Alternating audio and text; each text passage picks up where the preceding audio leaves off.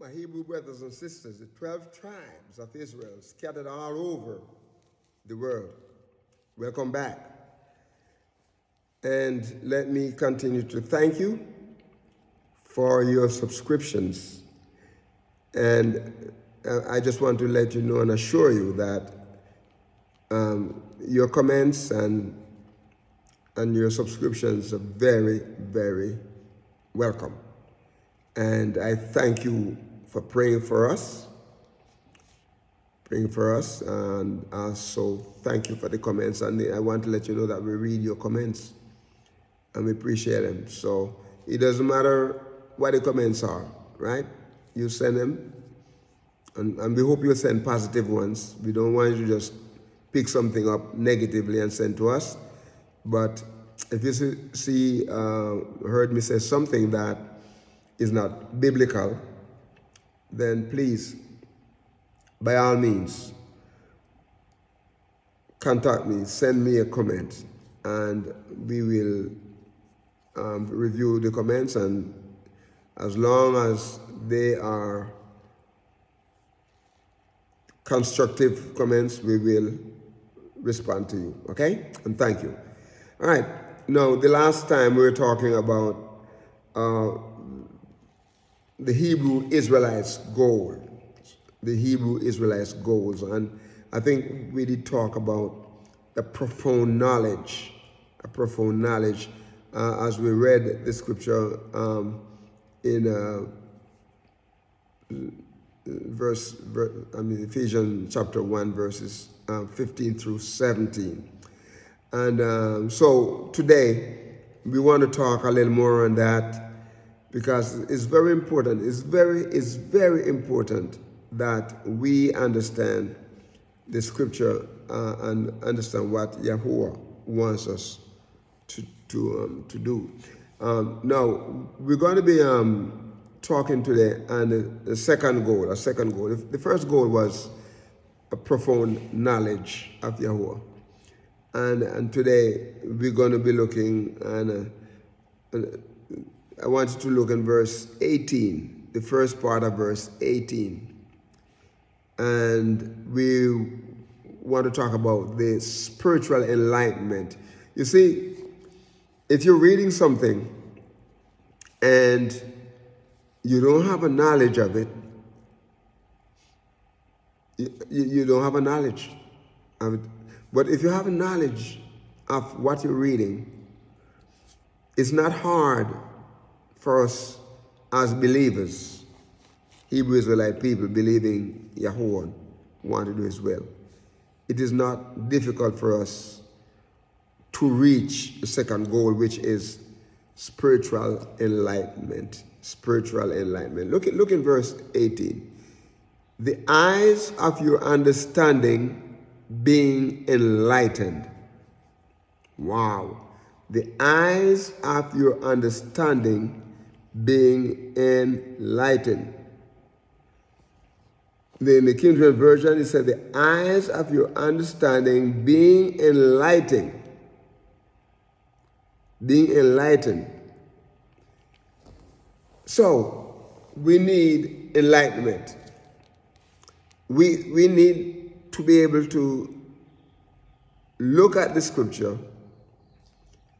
We need to be able to correspond with people about Yahuwah's business and have an enlightenment. We're able to see what His word said and what it means to us. So that should be the second goal. The eyes of your understanding. How do you understand the things of Yahuwah? When He tells us to do something, how do we understand it? We need an enlightenment on that. Okay? So then, what's the reason for that enlightenment? What's the reason for that enlightenment? Look at the second part of verse 18 that I would refer to as verse 18b. To discern the hope of our calling. He has called us a blessed hope. Sometimes someone says something to you and you say, I hope so. That hope so have a little bit of doubt in it. No, it's not that kind of pessimistic hope. It's an optimistic hope. It said to discern the hope of your calling. Listen what it said here. It said, that so that you may know what is the expectation of his calling. The expectation of his calling. What is he calling us from? And what is he calling us to? That we may know, that you may know the expectation of his calling. We need to know that. The King James Version, it said that ye may know what is the hope of your calling. That you may know the expectation of his calling. We need to know what he expects of us. He called us.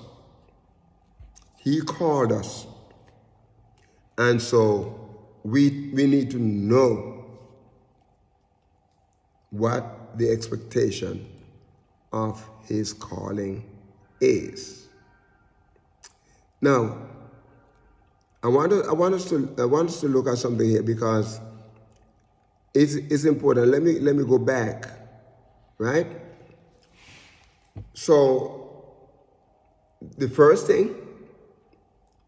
goal is a profound knowledge. The second is the enlightenment.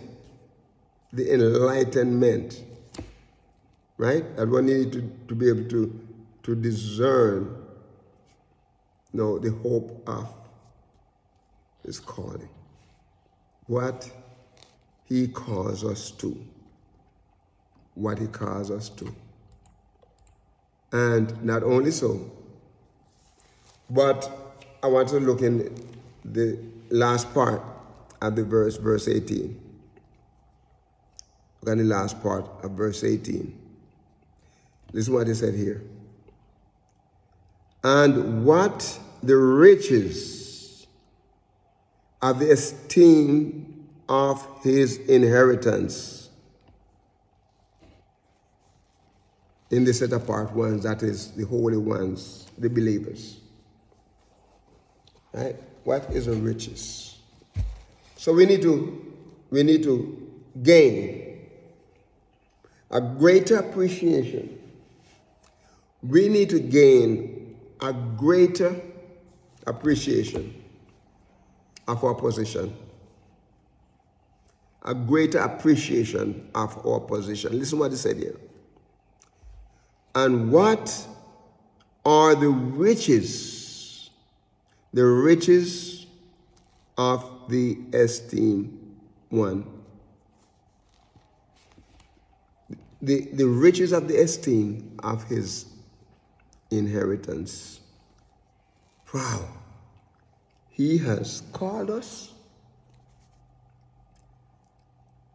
He has enlightened us. Now, he is giving us, and he wants us to have a great appreciation. Look at the inheritance that he has given us. The reason why